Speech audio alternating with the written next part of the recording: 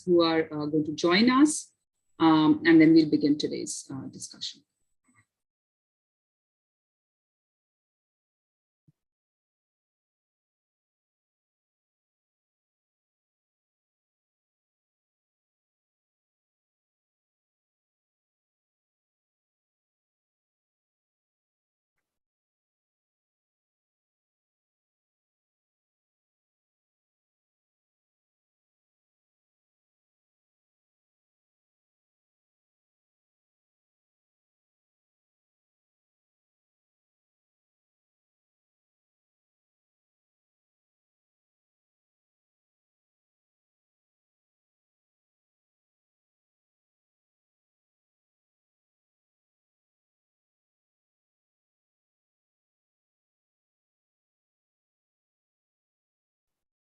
Well, I think we can begin now. Good afternoon, everyone. Thank you so much for joining us today for this discussion on the fiscal health of state pollution control boards and the launch of CPR's fourth working paper as part of the series, The State of India's Pollution Control Boards. The series, we had launched it last year in October, which looked at the 10 state pollution control boards and the Delhi Pollution Control Committee situated in the Indo-Gangetic Plains. And there were 3 working papers as part of the series, one looking at the leadership, one looking at the membership and composition of the boards, and the third looking at the staff and particularly looking at the technical capacity of these boards. And today is the fourth paper that's being launched today is really the fourth kind of very important aspect of the SPCB's functioning, and it's their fiscal health. What is their revenue? How do they generate it? What is the expenditure, investments? And what is really the state of their financial autonomy? And that's what this fourth paper, and a colleague of ours has put up the link online as well for those of you interested to look at the paper which just been launched. So today's panel discussion will places the key takeaways from this paper in a broader context. And the context is that of state financing of air quality improvements, and also more widely the ability of government regulators, government agencies, departments to generate and spend their revenue and their absorptive capacity. You know, what is their ability to spend their finances in a way that actually furthers their statutory mandate. So we are absolutely delighted to host our panelists today, Mr. Ajay Narayan Jha. Welcome, sir. Dr. Pratima Singh, who's going to join us in just a little bit, I believe from Vienna, and we hope to meet her in a bit. And Avni Kapoor from CPR. I'll introduce the panelists a little later. We'll begin today's session with a presentation by Bhargav Krishna and Ananya Mahajan. They'll both take us through the working paper, highlighting the key takeaways from the analysis. Follow that with a moderated panel discussion and take Q&A at the end. So great, over to you, Bhargav, for the presentation. Thank you so much, Shibani. Pleasure to be presenting our work here. Just confirm that you can see the screen. Great. All right. Let me jump straight in then. So this is as Shibani mentioned, this is the fourth working paper in the series on the state of India's pollution control board, specifically focusing on the PCBs that are in the Indo-Gangetic Plain, all the way from Punjab in the west to West Bengal in the east.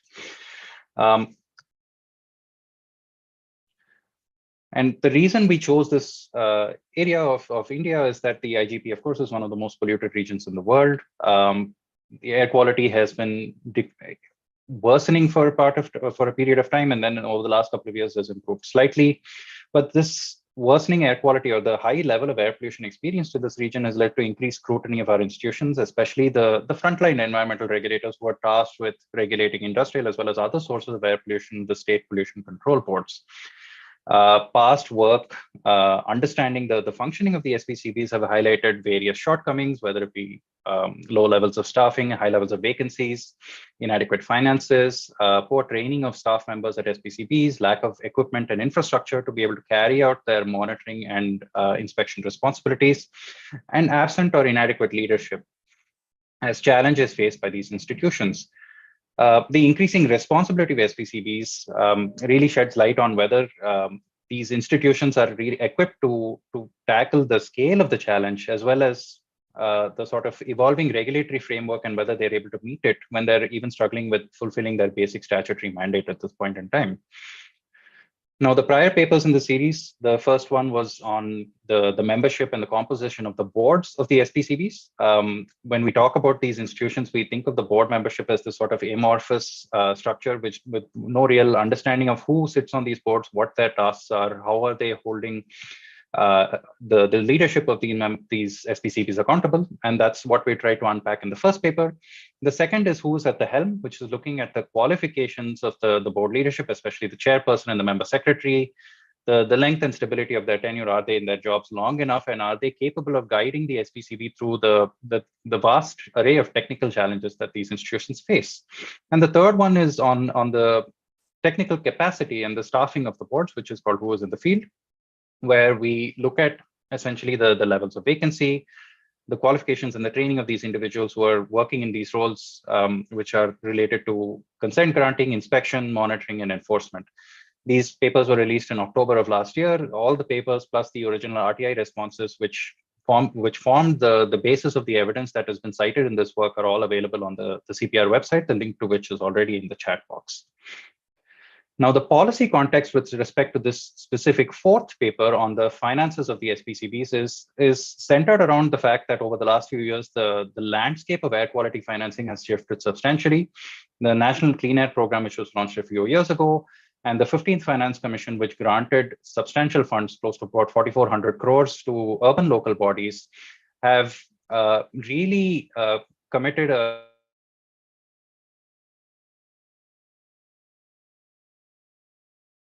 air quality in urban areas, so 132 cities and towns across the country. Now, SPCBs, of course, are key in planning and implementing these policies at the state and city level that further the goal of achieving improvements in ambient air quality, in coordination, of course, with various authorities, especially since the ULBs, which receive some of these funds, lack the requisite technical expertise in-house, and also sometimes struggle with the convening authority necessary to bring together other stakeholders around a table to further the broader goals of ambient air quality improvements, which are not within their specific domain of or jurisdiction. The SPCBs with respect to NCAP are also tasked with receiving and spending the money on specific interventions. So questions arise in this case around whether the state of their own fiscal health impacts actions on the ground, and not just on NCAP, but even on their routine functions. With that, I'll hand over to my colleague Ananya to walk us through the rationale and the research questions in this paper, and then jump into some of the key findings. Thanks, Bhargav. Good afternoon, everyone. So I'm going to start talking about the rationale behind this research, and that mainly stems from when we delve into the past literature, we essentially find two contradictory narratives on the financial status of the state pollution control boards. The first centering around the paucity of financial resources. So essentially, the shortage of revenue of these boards especially affects the employment of skilled personnel and investment in infrastructure of the boards.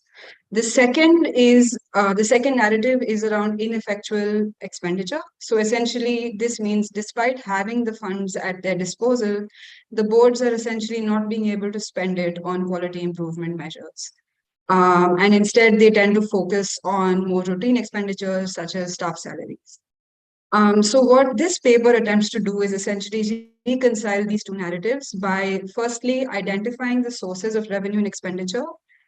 Secondly, drawing links between the revenue sources and spending patterns.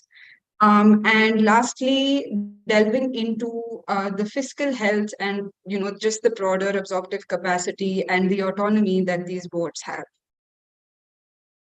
And once we then delve into the methodology that we adopted for this paper, the main source of information that we had is through RTI applications that we filed. And through these applications, we sought information on the finances of 9 SPCBs and 1 pollution control committee in the Indo-Gangetic Plain. And we sought information for across 3 financial years from 2018-19 through 2020-21. And all the information that we received, we put into standardized categories. And these were templates that were found in the annual reports that all of these boards are required to make publicly available. The second main source of information that we had were interviews that we conducted with 20 current and former leadership and staff of the central and state pollution control boards. And lastly, of course, we made use of existing research, audit reports, and publicly available government information, things like parliamentary questions and online data sets. So when we now look at the key findings of the paper, the first thing that we did, like I mentioned, was delve into the revenue sources of the boards. So this figure that you see in front of you essentially looks at the composition of the revenue sources across the 3 study years. Here you can see essentially in the green, the largest proportion comes from consent fees. So consent fees is essentially the fees that these boards charge to polluting industries in their respective states. And the second major component is interest income, which is essentially income that accrues through investments that these boards make in, say, things like fixed deposits. The smaller boxes that you see in red, blue, and gray are the sources from government, from government, and these essentially show that the green and yellow boxes are sources that the boards have independently utilized, and the government sources are external sources which the boards are reliant on other parties for. When we now look into how this varies across states, we can look at the breakdown of revenue sources for the financial year 2020-21. So like I mentioned, consent fees was the major source. So that we see is the largest in Jharkhand at 91%. We then see the lowest in Haryana at 29%. The second salient income source that I had mentioned was interest income, which we see is the highest in West Bengal and the lowest in Uttar Pradesh.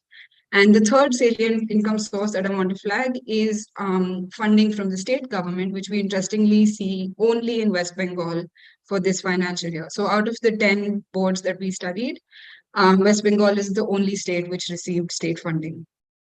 We'll now jump into sources of expenditure. So here, as you can see, the largest component of expenditure for the 10 boards across the 3 years is pay and allowances, which is in the blue box.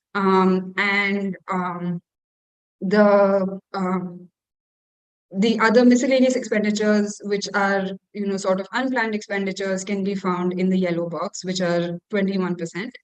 The more sort of deliberate expenditure, such as expenditure on infrastructure, which is in the gray box, and expenditure on research and development, which is in the green box, are much smaller components. And if you look at the really tiny red and pinkish boxes, these are essentially funds which have been spent on specific programs. So as you can see, the largest components of expenditure are on more routine functions and on more sort of deliberate things the boards are not being able to spend enough on those sources.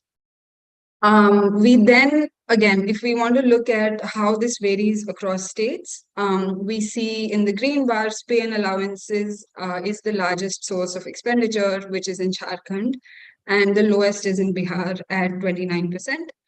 Interestingly, Bihar also happens to be the state which has the highest expenditure on infrastructure development at 40%, which you can see in the orangish bar, and the lowest is in Uttar Pradesh at 0.3%. Interestingly, the other thing I want to point out is that Delhi and Jharkhand are the 2 states that have absolutely no expenditure on infrastructure development in the financial year 2020-21. And apart from this, when we look at expenditure on research and development, you see in the yellow box, so Rajasthan has the highest expenditure, and Bihar has the minimum at 0.2%. And overall, you can also see that out of the 10 states, there are only 5 states that have actually been able to spend on research and development, while the remaining have not been. And so we'll now look at the main sort of trends that we've observed when we draw links between research and expenditure. So the first main finding, which is sort of answers the question of the title of this paper, most boards turn a surplus in every year that we've studied. So revenue is definitely much higher than expenditure. But the surplus funds we find are mostly directed towards short and medium term investments, mostly in fixed deposits, and not in other things like manpower or infrastructure and research. And even though we did not have complete information on the quantity of funds set aside in the form of investments, we tried to estimate this basis the information that we had on interest income. And so a sort of illustrative figure that we came up with was approximately rupees 2,893 crores, which have essentially been set aside by these boards in fixed deposits as of 31st March 2021. And the interest earned from these investments, as you can see, play a very crucial role in maintaining the surplus that these boards have. So if you look at this next figure, you'll essentially see, so here we're looking at the balance of the boards. So when you look at the green bars, you see very simple revenue minus expenditure. And we've done this for the 10 boards across the 3 study years. And sorry, what we see here is that most of the boards maintain a surplus. But the second we remove the interest income component from the revenue of these boards, you now shift your focus towards the purple bars. You see that 6 out of 10 states go into a deficit for at least 1 year without interest income. And this kind of goes to show how important these investments and the income accruing from these investments is for these state pollution control boards. And the last sort of main linkage that we see is that in the absence of reliable government funding, we see changes in expenditure patterns of these boards. So essentially, in our study, we see that only 2 out of 10 states reported receiving any funding from state governments during our study period. And the funding from central governments is essentially tied to centrally sponsored schemes. So this could be schemes like the National Clean Air Program, Nammi Gange, etc. And this sort of lack of government funding leads to a sort of change in behavior of the boards. So firstly, it leads to a dependency on sources of revenue that the boards can raise through themselves. So things like consent fees and investments. And secondly, it also leads to a bias in their functioning towards revenue generating activities. And thirdly, it also affects their expenditure patterns, since we find that they tend to focus more on routine expenditures and less on more deliberate expenditures such as infrastructure and research. So a small example I'll give you is that pay and allowances comprise over half of the expenditure of all the boards, in some cases upwards of even 80%. So I'm now going to hand it over back to Bhargav, who will talk more about the broader questions that this research sheds light on. Thank you, Ananya. So just some of the bigger picture questions that we thought need discussion based on the work that we've done in this paper. The first, of course, is something that Ananya mentioned earlier, which is that there's an absorptive capacity question when it comes to the pollution control board. So when we look at revenue minus expenditure and we look at the overall fund utilization rate, how much are they spending compared to what they're receiving, bringing in every year through various income sources, we see on screen that the overall fund utilization rate is a median number of 48%. So less than half of the money that they're bringing in is being spent every year. And in some cases, it's even lower, as we can see with respect to Delhi, Uttarakhand, and in some cases, Haryana and Jharkhand as well. But the assumption with this is that because there is a lack of discretion, there's a lack of ability or decision-making power within the boards on what to spend on, that there may be this kind of challenge with respect to spending money that they have generated themselves, that nobody may want to take decisions on spending large amounts of money on new infrastructure, commissioning R&D studies, or issuing grants for all kinds of work, potentially even purchasing equipment. But what we see is that when we look at how this kind of fund utilization rate maps onto existing central sector schemes, so for instance, in this case, we have used NCAP. NCAP has very clearly laid out guidelines on what you can and should spend money on, what kind of interventions need to be rolled out by the SPCBs in these particular cities which have received funds for NCAP. And we see that the same problem exists even when there are clear guidelines laid out around how funds are being utilized with respect to NCAP. So the median fund utilization rate for the states which had received money during our study period under NCAP is 49%. The outlier here is, of course, West Bengal. But on the other end of the scale, Punjab spent a little over 10% of the funds that it received under the National Clean Air Program. So this reveals a problem with respect to the ability of the board of the state pollution control boards themselves to effectively identify in advance what amount of money they will be receiving every year and how do we choose to spend it. The fact that they're turning a surplus every year and then choosing to also put that money into investments reflects a lack of creative thinking when it comes to utilization of these funds, or potentially, as some respondents in our interviews pointed out, a fear in spending these kinds of monies, which may potentially lead to questions later on. The second is second big picture item that we wanted to point out is the fact that the board members or the composition of the board, which cuts across different sectors, have really low engagement on finances with respect to the fiscal health of the institution. So, for instance, we had access from publicly available records to board meeting minutes of two pollution control boards, Haryana and Uttarakhand, and the Delhi Pollution Control Committee. And we see that the split of decisions are largely based around administrative aspects, capital expenditure decisions, which are largely around constructing new buildings, and routine expenditure with some financial implications, which is largely around salaries and pay rises and allowances and things like that. And there's no real debate happening at the board level on whether the institution as a whole is functioning effectively. Why are you turning a surplus every year? What are you planning to do with the surplus? Why are you continually investing new money into fixed deposits? So, for instance, in our interviews, when we spoke to a senior accounts person in one of these pollution control boards and said, why are you not utilizing, why are these monies, excess monies that's being generated every year being put into fixed deposits? His response was, well, what else am I supposed to do with it? Which reflects a lack of thinking and on the part of the senior leadership above him.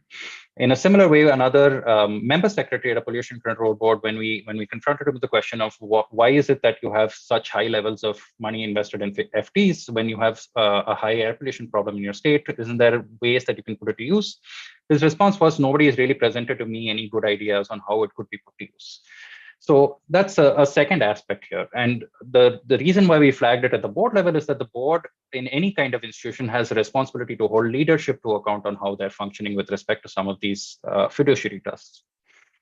The third is that the consent fee structure as it stands right now, in the fact that it contributes so highly to the revenue of these pollution control boards, brings forth a classic example of the principal agent problem.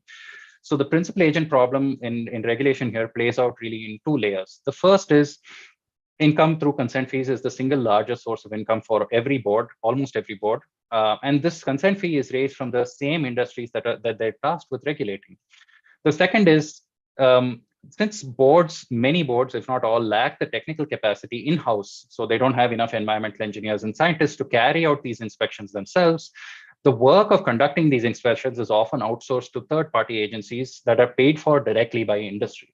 Now, I don't need to say much more here to really explain this, but essentially there is a perverse incentive structure that exists in both of these scenarios. So the first is, and this explicitly came up in some of our interviews, the senior leadership of some of these SPCBs really highlighted the likelihood of rent seeking from industries which are being regulated by these SPCBs by the very engineers who are tasked with processing the consent applications of these institutions.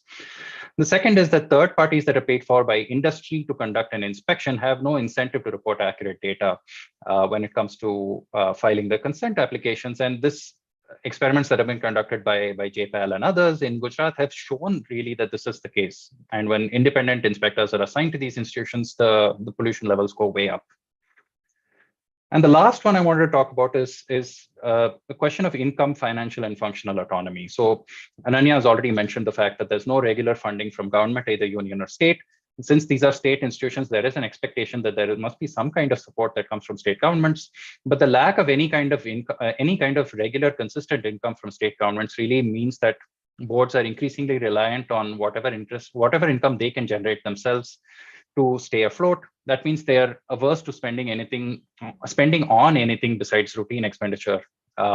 Even when opportunities exist for boards to spend on pollution mitigation actions, whether it be purchase of new equipment, investing in new approaches to monitoring and control, officials have cited to us the fear of reprisal. One said, for instance, that why would I take the risk of spending a large amount of money on any kind of mitigation action if later, after I move out from this position, a vigilance inquiry is initiated against me?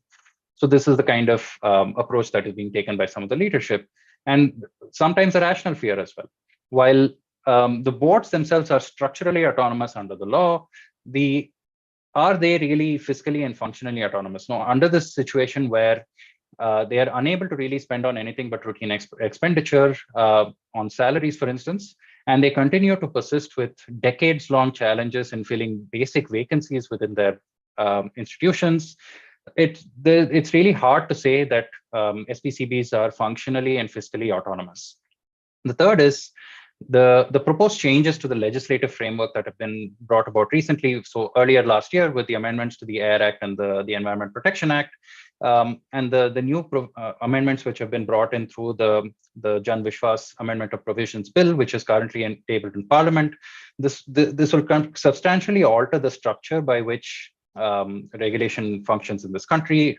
One chairperson of a pollution control board said, for instance, that when the NGT judgment on environmental compensation was issued, it turned boards from a Danthin, Vishhin, or a toothless, poisonless institution into one that has the ability to act decisively and punish those institutions which have been highly polluting.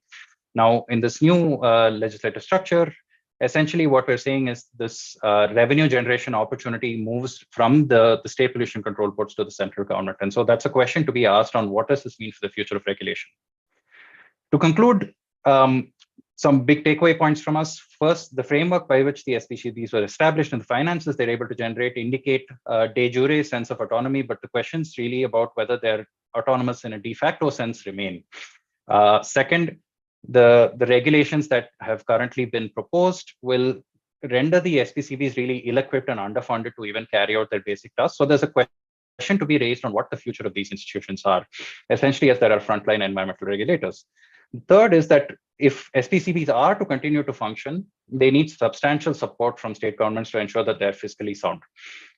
And lastly, they are, as it stands, the central institutions in the fight for clean air, and equipping them appropriately is really vital if we are to build them into a forward-thinking environmental regulator. We've heard talk about market-based mechanisms to control emissions. We've talked about airshed level regulation, but they're basically at this situation unable to even carry out their existing statutory mandate. So if we're to expect more of them going forward, we need to equip them to be able to do so. As last slide, I just wanted to thank all those who worked on this piece of work, including our colleagues who contributed in their time in reviewing and commenting on it. So with that, I'll hand over back to you, Shibani. Thank you so much, Bhargav and Ananya, for really setting the stage for today's panel discussion. And as Ms.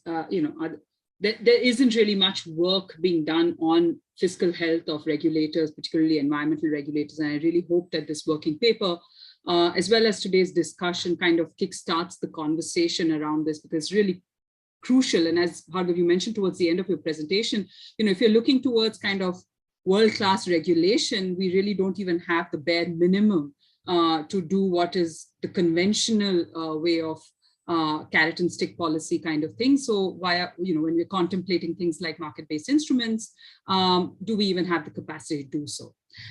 From there, I'll move on to our panel discussion. I'm happy to see Dr. Pratima Singh has now joined us. Welcome, Pratima. Quickly doing a round of introduction for our panel. I'll begin with Mr. Jha. Hi, Pratima.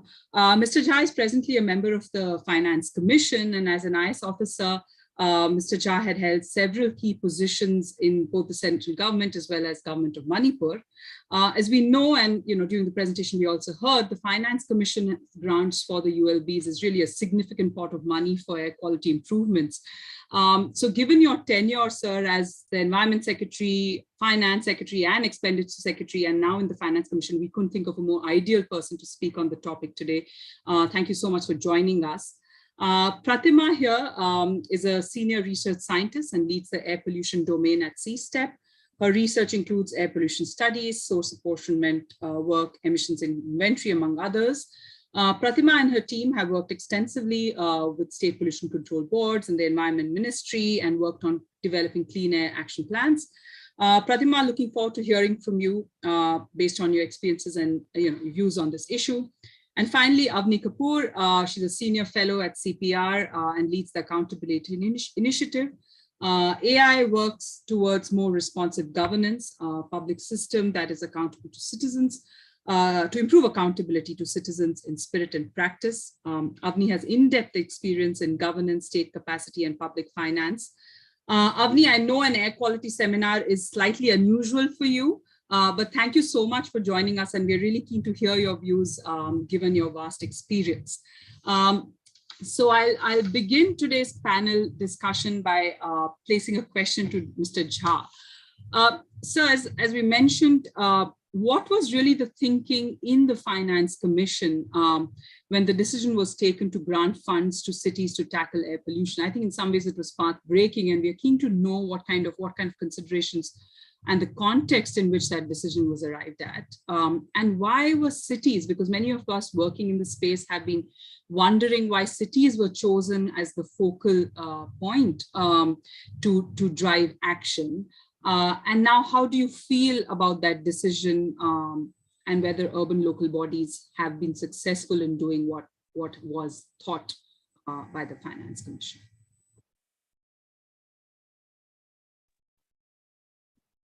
Thank you, Shivani, for a very generous introduction. Well, a small correction.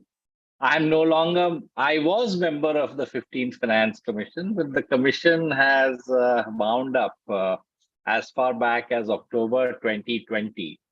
So you can say I'm a former member of the Finance Commission, but be that as it may.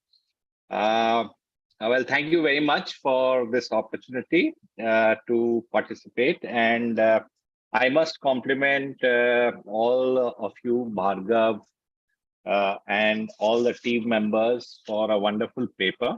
It is in an area which has been less explored.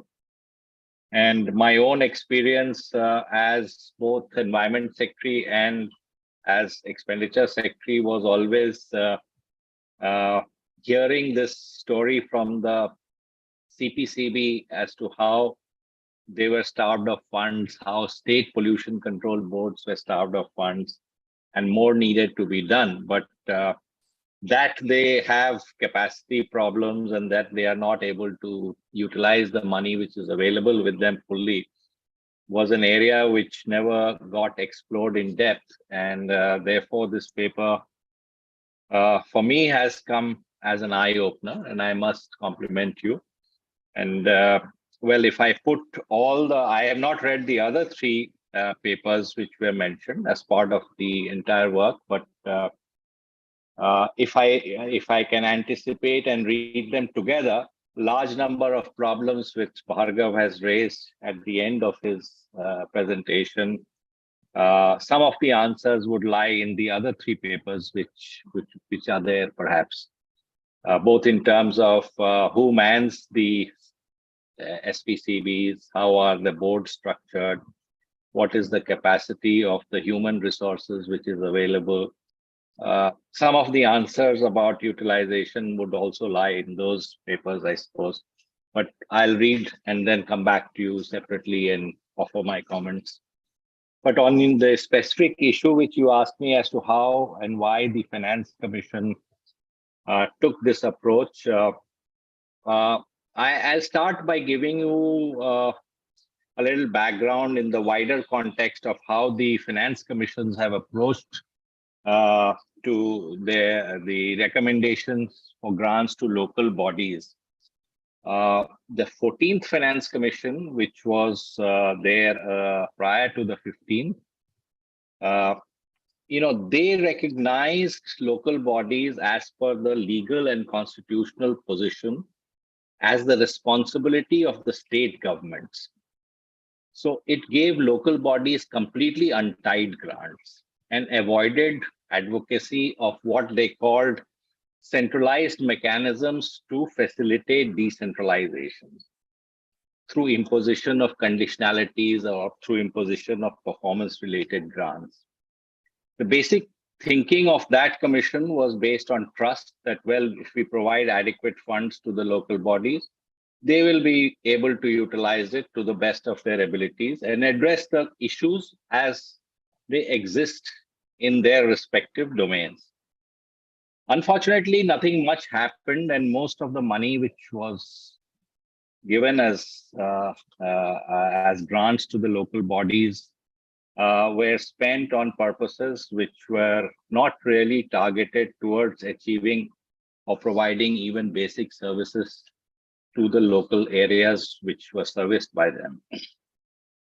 So the 15th deviated from it. The 15th Commission deviated from this and took a view that there are certain nationally determined objectives which need to be addressed and for which local bodies are most suited to perform those tasks.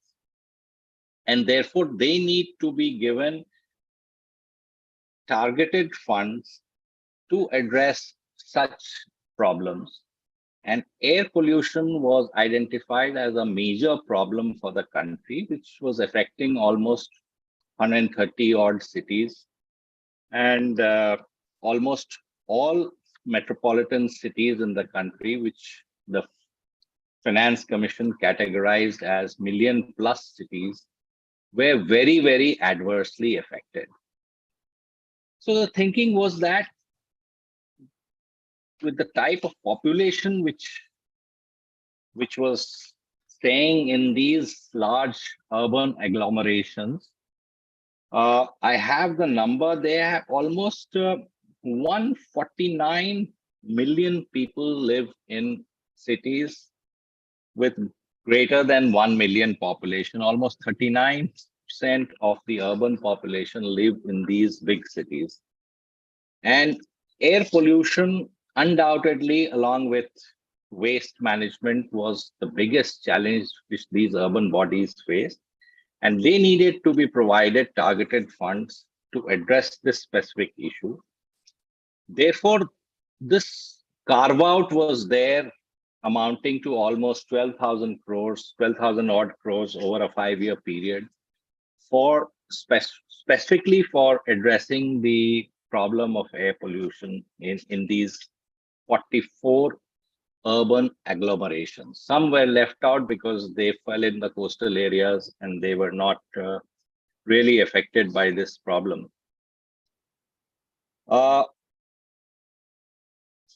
So why was this made performance oriented?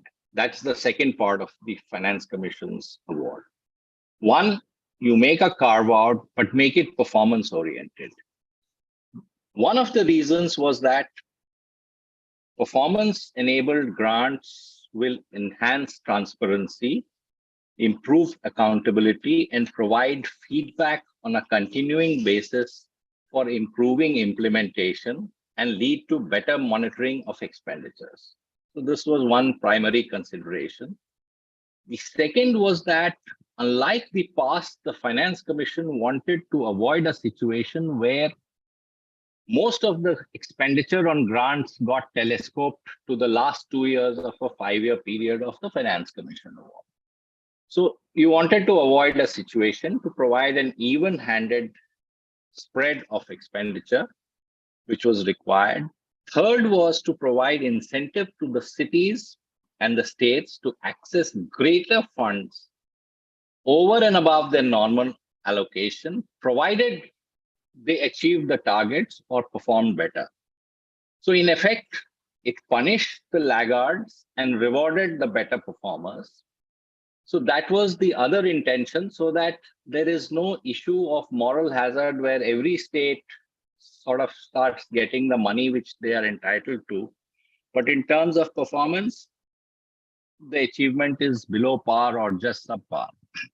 So to avoid that situation, that was the other thought behind it. The fourth one was to provide an incentive which was sufficiently large enough to induce outcome.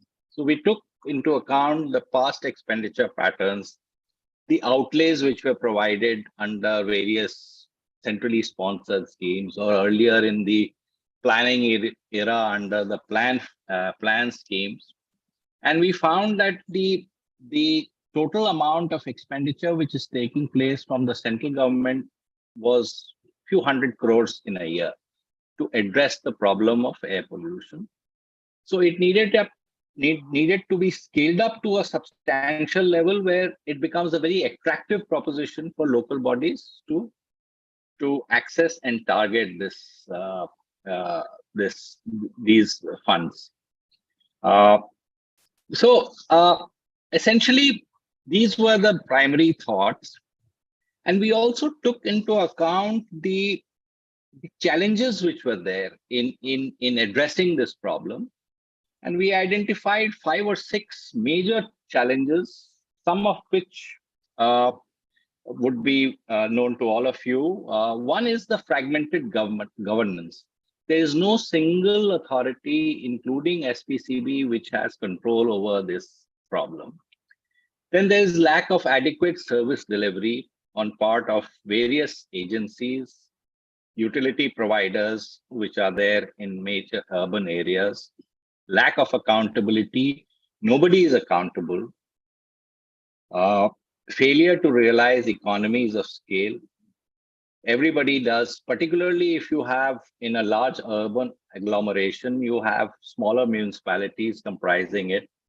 Each is in a way autonomous of the other, but problem like air pollution needed to be tackled on a large area basis. So in order to facilitate this economy of scale, you needed to address this in a different way. Then most importantly, health and well-being of the citizens. The large number of citizens who occupy and live in these big urban centers. Business. Large part of business coming to India also gets distracted by the air quality and the hesitation to have India as a preferred destination in such issues.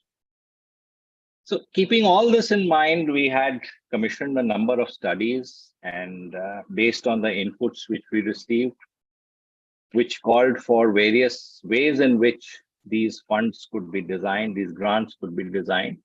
But we adopted a fairly simple calculation of measuring the performance, the improvement of PM10 and PM2.5 to begin with, because we thought if we make it very complex, it will become difficult for the states and the municipalities to access funds.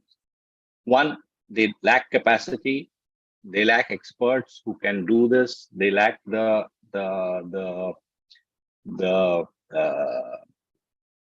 instruments and the technology to have continuous monitoring. So all those things came into our calculation, and it was made a simple performance-oriented grant based on how much you reduce PM10 and 2.5 in terms of both the quantum and in terms of the percentage.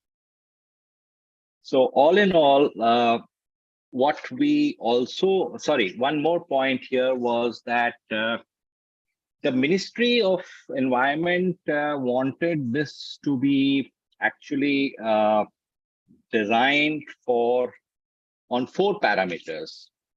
One was for strengthening institutional framework. The second was for studies, continuous studies on source-wise cause.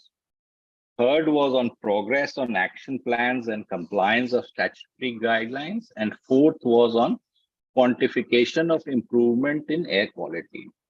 So they assigned different weights to it and they wanted it to be done in this way. But our emphasis was that the first three, that is strengthening the institutional framework, studies for identification of source-wise cause, and progress on action plans and compliance of statutory guidelines are best left within the domain of the states. So the state should be able to spend money on these activities, and the Finance Commission will only reward in terms of the quality of the performance. So in the first year, we provide money for all 4 items, but second year onwards, the grants are only calculated on the basis of absolute improvement and percentage improvement. So that's in a nutshell the logic and the basic structure of the design of the grants. The second part you asked me was on how, what do I feel about the performance? Frankly, when I was trying to access data on this over the last 4 or 5 months, I've been trying to see this in terms of analyzing the performance. In terms of the expenditure, what the dashboard of the National Clean Energy Program, which is hosted on CPCB website, shows is almost 9,000 crores of expenditure. But I guess part of it would be for the NCAP, which is the ministry's program, and large part of it there would be what would be Finance Commission transfers for this purpose.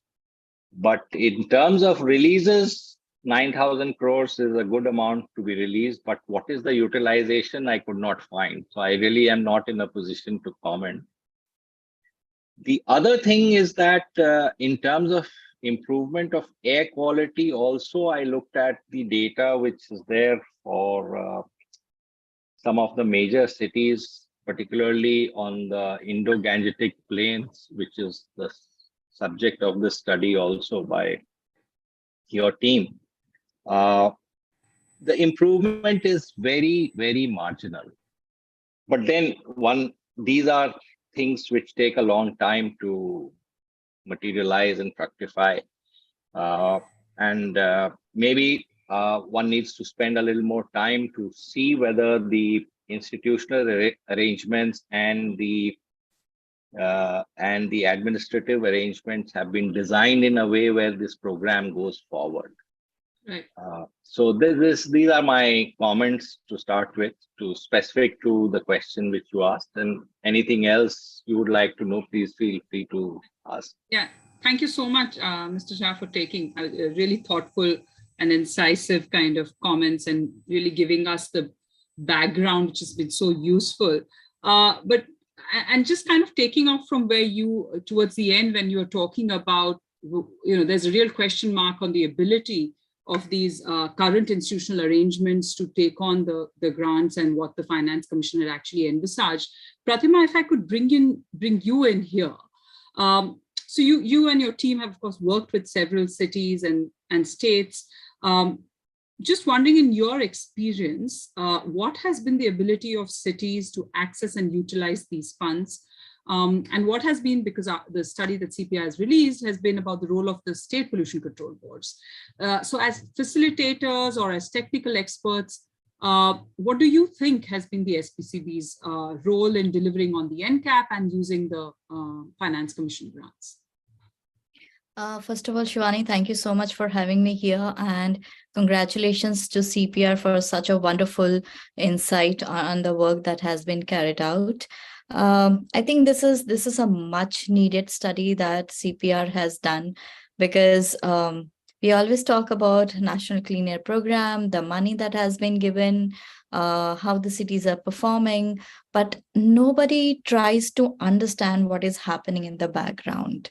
We don't focus on what are the challenges, why things are not moving, because we always see that, oh, this city is not performing, you guys are not doing that, but we don't understand, what are the challenges faced by the urban local bodies or the pollution control boards. However, talking about the funds provided to the urban local bodies, it was a very good strategy by the National Clean Air Program, to select the urban local bodies and provide the funds to them, because they are the ones who implement strategies on ground. However, I think it was not a very good decision, as they don't understand air pollution subject. They don't understand the technical aspect of the subject, and they don't know where to put the money and how it will help to clean the air. So I think before we floated the National Clean Air Program, if we would have framed a strategy, or we could have built capacity of the urban local bodies to understand these aspects, that would have probably, had helped the urban local bodies to understand the various smaller aspects of a clean air program. I also feel that at times urban local bodies, they are not giving the due priority to National Clean Air Program, as probably the staff involved is not aware of the National Clean Air Program framework, or they just have one nodal person who is handling the entire National Clean Air Program strategy in the department, and that's not sufficient. Also, we have seen that there is no dedicated team within the urban local bodies who are, managing the National Clean Air Program. As I mentioned, it's only one nodal person who is handling, but then they are also busy with the other city level activities that the urban local bodies are doing.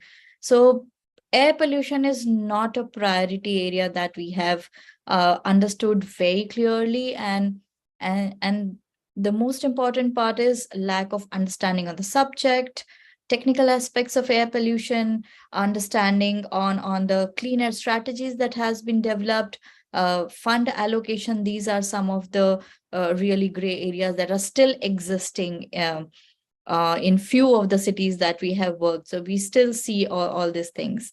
Next challenge that I would want to talk about is Ajay sir has also spoken about the fragmented governance structure. The urban local bodies, they have a lot of responsibilities for the city, and they hardly speak to other departments. I mean, I'll just give an example of Karnataka. So BBMP is there, and they do talk to BMTC, they do talk to BESCOM and other people, but it's only related to their kind of work. It's never related to air pollution. And under National Clean Air Program also, we saw that when the funds were allocated, when the clean air strategy was presented to them, initially the ULB thought that the money is only for them. They are the ones who are going to utilize the entire chunk of money. And later on, clarity was achieved that no, the funds need to be released to the other departments as well. So then the challenge arises, that how much money should we give to the other departments and for what activities? So only after 2.5 years, they got a clarity. Okay, now we need to give money to the departments who can implement strategies and which can help bring down the air pollution level. So my question always is on why didn't we had this framework in place when we floated the National Clean Air Program? And even today, we don't have that framework. You go and talk to other cities, and still, I'll just talk about Punjab. The municipal bodies, few of them don't even know what National Clean Air Program is. Or then they will say, oh yes, there is one nodal person, but we don't know what is happening. The State Pollution Control Board is handling everything. We don't know what needs to be done. So it's very evident that there is no sense of understanding on NCAP. There is no capacity and capability on the air pollution subject, what needs to be done by the municipal body, and owning the responsibility is a huge concern, because these departments, they just keep pushing their duties or responsibilities on other departments. So these are some of the biggest challenge, that we have observed. Talking about the State Pollution Control Board, how they have been instrumental in facilitating the conversation among the various departments, or helping the urban local bodies understand where to put the money and how to implement. So that is true that state pollution control boards are definitely, playing big role under the National Clean Air Program, but it's sad that they are not, they are just the regulatory bodies. They are not the implementing bodies, and they are held accountable for everything. They have to be part of all the review meetings. They have to be part of all the evaluation system when nothing is in their hand.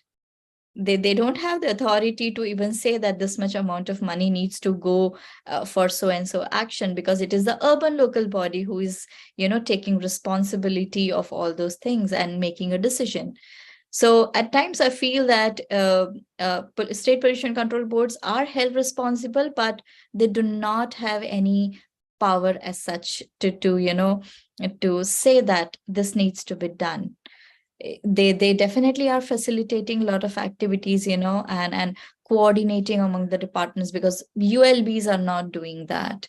ULBs are, focusing on their activities itself. So yes, PCBs are coordinating among all the departments and doing it, but frankly speaking, until unless it comes from the urban development department secretary that this needs to be done, a pollution control board will not have that much role to play. Yeah. And midway through the National Clean Air Program, initial phase, the matrix for measuring the progress was changed.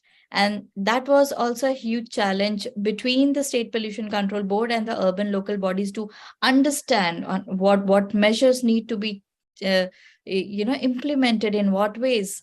So there was too much of confusion. Why? Because there was no framework provided. We started with city action plans. We moved to state action plans within 3 months.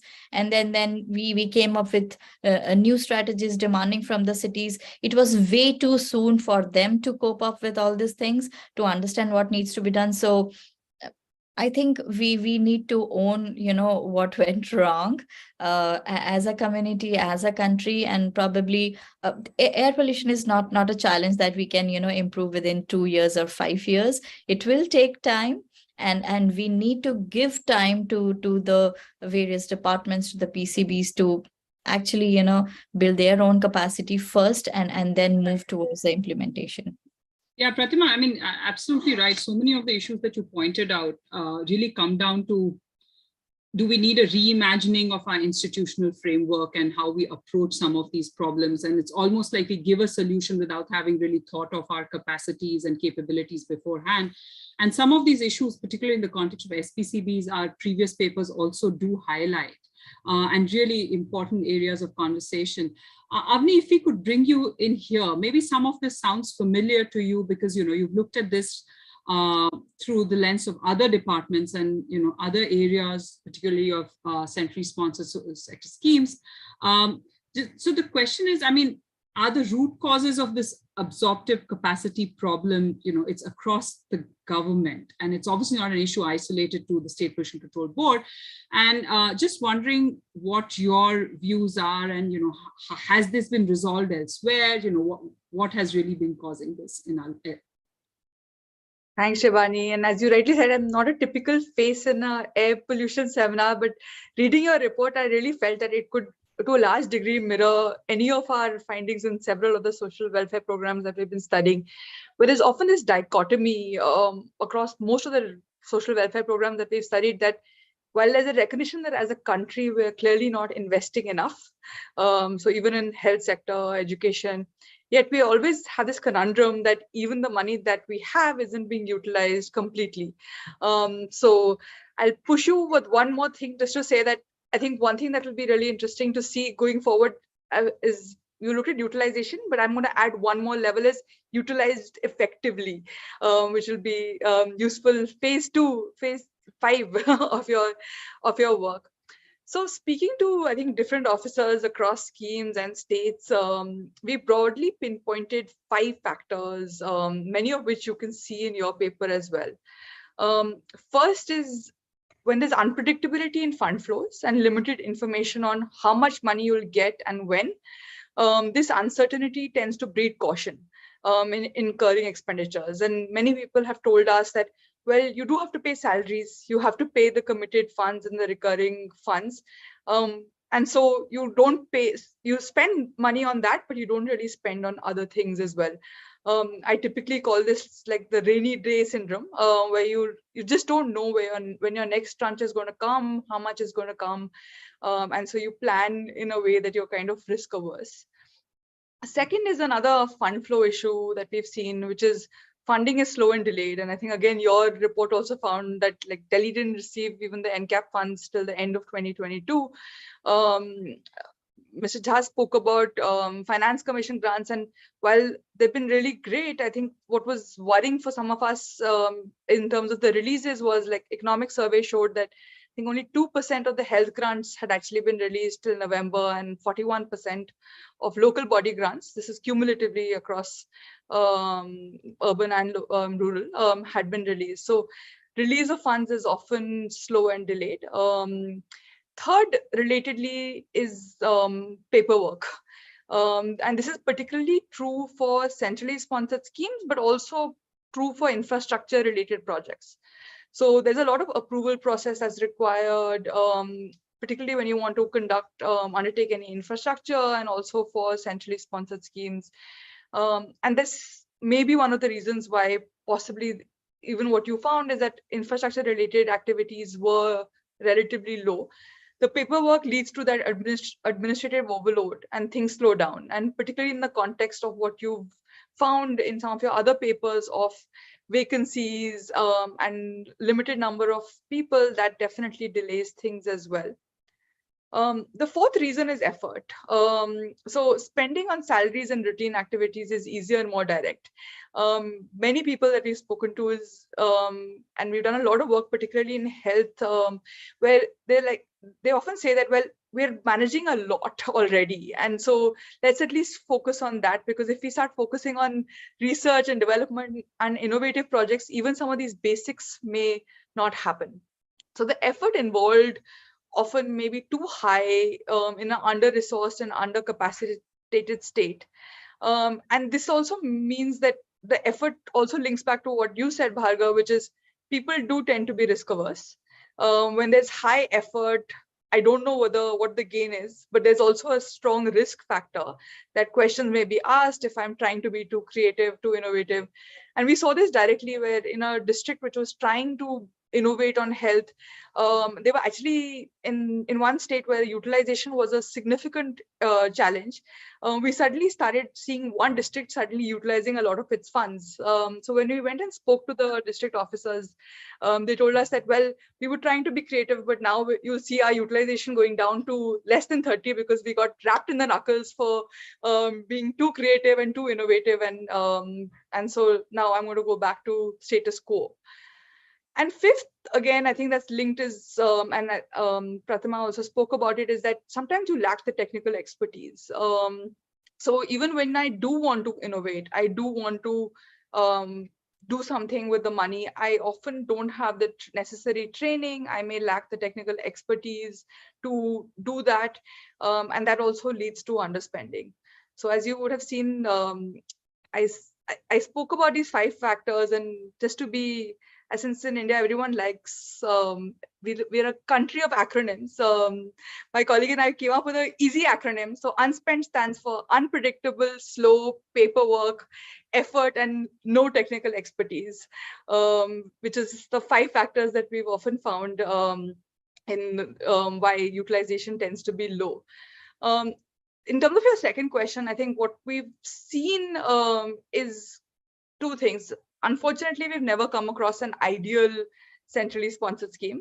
There have been talks, even the Niti Aayog Chief Minister report talked about RKVY being one. But so I won't speak about an ideal one, but I think there are certain principles that are in place. Number one, I think having that predictable allocation, but also predictable release. So formula kind methods work better than discretionary grants. I think that's where the Finance Commission has been great, because it's formula based. States know how much they're going to get roughly, and know roughly when to expect it. The other thing that we have learned from our from looking at some of the other centrally sponsored schemes is that unrestricted funding is definitely better. Line items, too many line items tend to slow down processes, but there's a caveat there. If it's completely unrestricted, completely, then it can, so I guess I'm making a distinction between unrestricted and unplanned. So you do need some framework and some planning system to be able to spend on it, because the second is completely unrestricted, again, that risk averse effort aspect kicks in. So you need some guidelines and frameworks under which you can plan. And it's been interesting when we've heard a lot about how centrally sponsored schemes have that rigidity. But I think what we heard in one of our recent studies, where we were talking to finance secretaries, planning secretaries across 6 states, is that I think what really helped by giving this kind of framework, at least, is that it spurred states to actually innovate. So the typical flypaper effect, as it were. So giving grants allowed for more public expenditures to accelerate as well.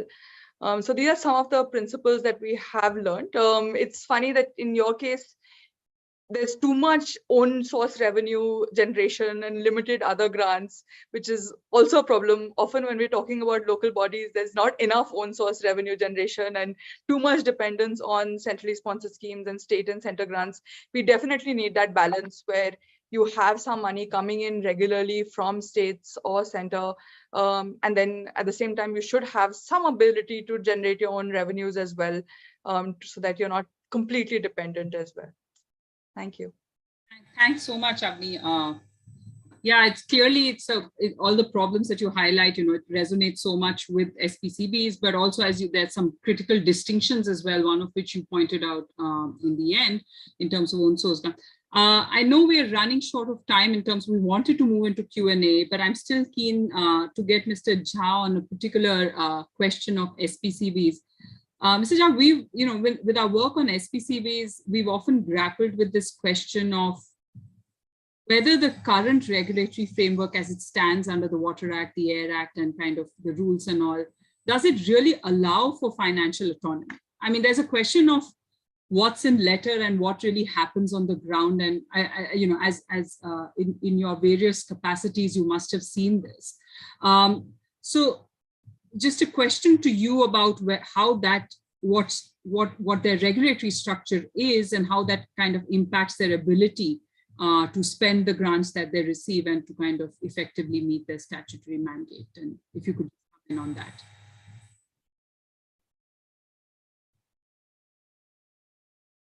Yeah, actually, ironically, the pollution control boards, both central and state, were originally conceived to be autonomous financially also. And this entire concept of giving them powers to impose cess, fines, etc., was designed in a way that they would be able to raise resources. The states were expected to provide the initial seed money for them to set up their administrative structure, offices, etc. And then the boards will be able to flourish and blossom. But unfortunately, the cess came much after the boards were much after the act was passed and the boards were constituted. And even there, the amount was very, very insignificant for them to really manage to run their entire establishment. Therefore, the fees which they levy, the consent to operate, consent to establish, etc., is a big source of revenue for them. And one of the problems which which comes here is that I think it's also because of the way the leadership of SPCBs have emerged over the years, even CPCB for that matter. You see, you have very short tenures of people who head these organizations. So typically, you will have the IAS officer or some state administrative service officer who's sent there to head it. And because their own cadres are very junior, they have very short tenures, they don't want to stay there. Even in the best managed states, the tenure of the pollution control board chairpersons are not that long, or so that also this type of frequent change of leadership inhibits the organization to really innovate, take risks, or get into new areas where you need to spend money. As far as the question of autonomy is concerned, I sort of slightly disagree with this thing that they are not autonomous. They are quite autonomous in many ways, in the sense that they can go and close down the biggest industry in the state, and the murmurs will be and the tremors will be felt elsewhere, but they are quite capable of doing it. Because I'll give you an example, which is that there was an issue relating to pollution of Ganga upstream of Kanpur, which is all the way up to Uttarakhand. And there is a river called Kali. I think some of you may have heard of it, which feeds into Ganga, and it is considered to be one of the most polluted rivers because a lot of factories fall along the way. And the question of pollution came up, and the SPCB was just went and shut down those industries along the way. So it's not that a direction was given from the top or anything like that, but it was just that the board felt that this step had to be taken and they took it. Later on, this was challenged in the Supreme Court and the NGT and other places as to how they were closed. And then we backed it up. I was that time in Environment Ministry. We backed it up by studies which showed that these industries were violators. So where they want to be autonomous, they act with autonomy. But the question which has also been posed here in this paper is that, you see, they have two roles. One is a technical role where they set standards, where they design the technical parameters and the scientific basis on which certain things have to be measured, certain things have to be done. CPCB also does it at the national level. The state pollution boards do it at the local level also. They are empowered to some extent. And there's the regulation part. And these work, there's a conflict there because their technical standards are very high and their regulation is very poor. So you have an all or nothing type of a situation. So if you are violating, you keep violating till someday you are caught and then you are closed down. So there is no intermediate stage of regulatory control which is exercised by these pollution control boards. So in a sense, I don't know if that would be a workable solution. Would be to distinguish between these and to separate the cadres in a way where the technical aspects and the regulatory part are segregated, and the board then is able to work better in this line, because the scientist who frames the rules also goes and inspects, and how often it inspects depends on because there are too few of them to do it. The third party aspect also is very, very important in the sense that delegating it to third party actually defeats the entire purpose of regulatory control, which they are exercising. So in a sense, my own feeling is this, that institutionally they are fairly well provided for in terms of powers, duties, and functions. to perform the role which they have been, which the law mandates them to do.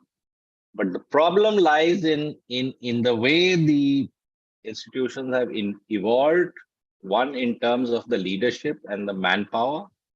This needs to be strengthened. And unless you don't do it, most of the efforts which we make, whether for waste management, controlling or improving waste disposal or pollution abatement, all these will remain very, very difficult for us as we move forward. Because if you look at the comparative picture of countries which have done well in controlling pollution, smaller countries which are not as large as India have a much larger task force or workforce compared to what we have. Right. So somewhere, I think a redesigning of these institutions are required. Finance part will come, I think, with better leadership, perhaps more stability in the leadership which heads these PCBs will definitely provide them with I think that courage to move forward and spend on items which are very, very necessary for their work. So, Sujat, thank you so much, because this echoes so much of our findings in the earlier reports that we released last year in terms of particularly on tenure, as you pointed out, the people who are actually occupying those posts and what their qualifications are. I mean, our research also shows that the tenures are sometimes as short as less than a month for a chairperson of a pollution control board. And in some cases, they've been as long as 7 to 8 years.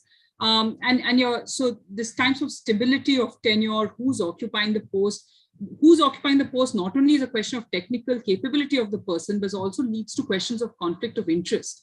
Because if you have someone from the government or from the industry sector and then kind of deciding and regulating the industry is always problematic. And thank you so much for those comments. So we had several Q&A. Just one more. You see, you talk of SPCBs, you take CPCB. Yes. For more than a decade, CPCB was headless. That's you had right. an acting chairman chairperson of CPCB. So imagine your national regulator also is not And I don't know, Mr. Jha, if it was during your tenure, but the Supreme Court actually had to intervene, directing them to, put in so if you have to have the judiciary coming in for these kind of routine and appointment. And we had to find an IAS officer who was who had an IIT background to head it, because he was the only person who could qualify, under those recruitment rules. So these are real problems which need to be addressed. So we had several Q&As, but we've had a very efficient group of people constantly kind of responding to these Q&As while I'm trying to pick them as well. So Pratima, it seems like you've already answered Aishwarya's question, so I don't have that for you anymore. But if I could we still have about 5-7 minutes more.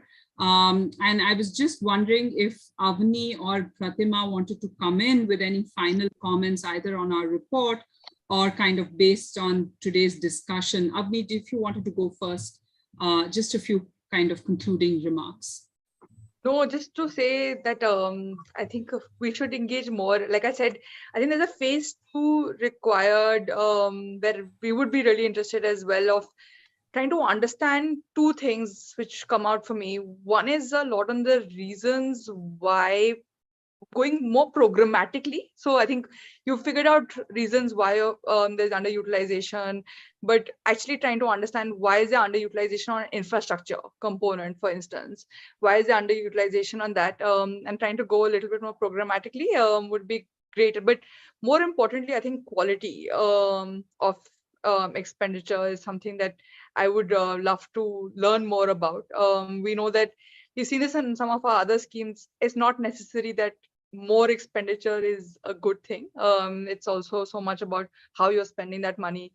Something that your report also pointed out to. But it was really interesting. And I think many of these issues, like I started off saying, are so common across schemes, sectors, and clearly institutions as well.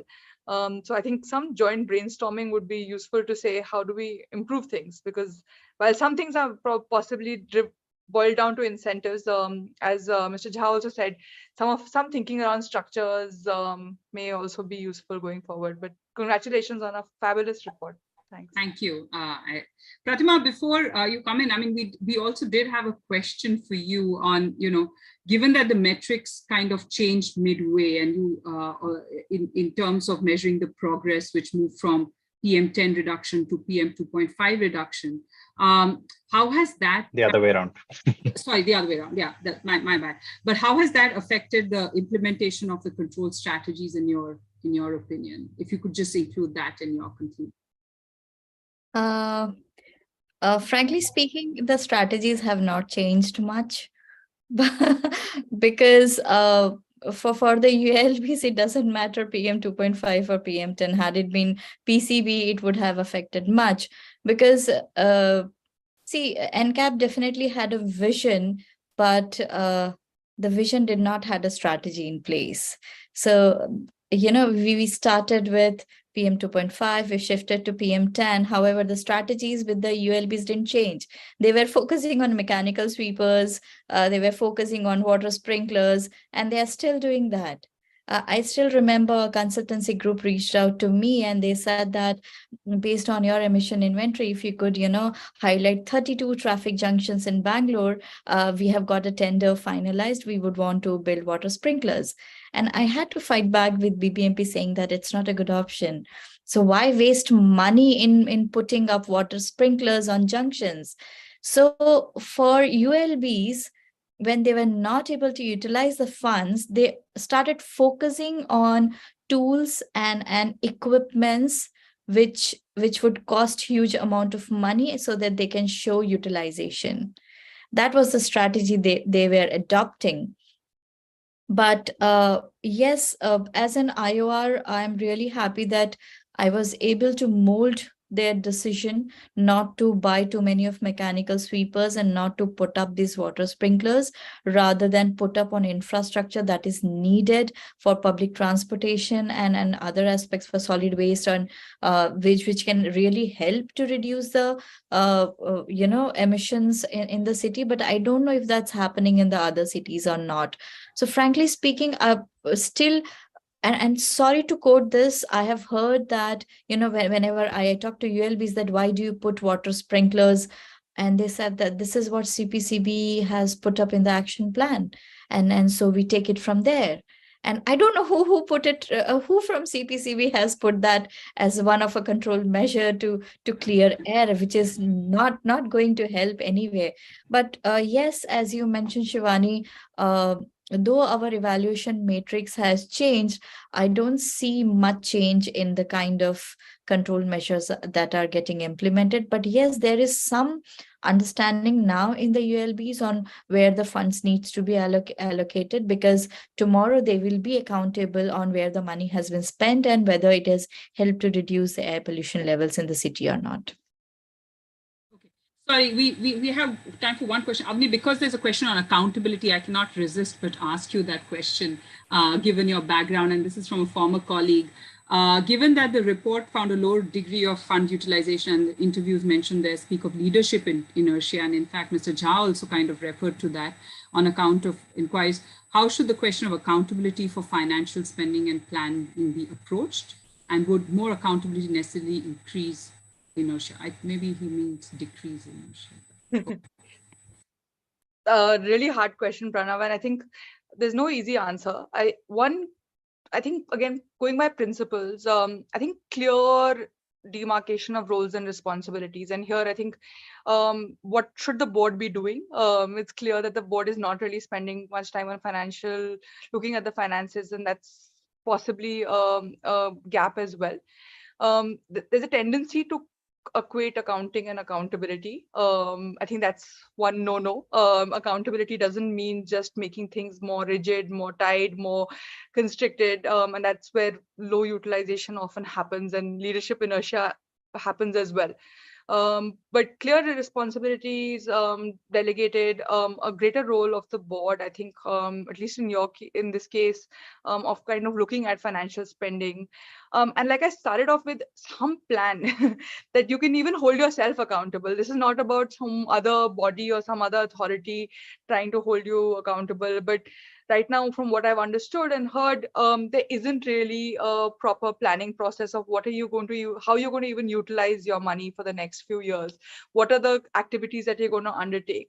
Having that plan is really useful. And lastly, since we work on a lot of accountability and transparency, the fact that you guys had to file RTIs, I think putting a lot of this information out in the public domain would possibly also help the accountability question, where you're kind of, again, holding yourself accountable to the plans that you've committed to, holding yourself accountable. And maybe that's when the board could also get a lot more active in some of these aspects. Absolutely. Thank you so much, Avni. Actually, it's one of the questions was, why did we have to file RTIs? Because this information isn't available. And I think you faced that, Avni, you and your team faced that repeatedly on trying to just find basic information. And we had to not only file RTIs, we had to repeatedly file because we were not getting, and we were being denied information in some case. So just a few winding up, just kind of comments at the end. All of the information that we got through RTI and available on annexures, we are uploading it on our website. The reports are also available on CPR's website. I think a colleague has been put up the link, but it's there. A recording of this event will also be available for those of you interested. Just wanted to thank, of course, there are many people always involved in something like this, but former colleagues such as Santosh Harish, I don't know if he's still there, but a shout out, who was very much a part of the initial conceptualization of this project. Pranav, who kind of showed up as well. Thank you so much to all those, and Bhargav also acknowledged. Thank you to our panelists today for this really interesting discussion. I really hope this is just the beginning of more conversations in our circles on this really, really critical issue.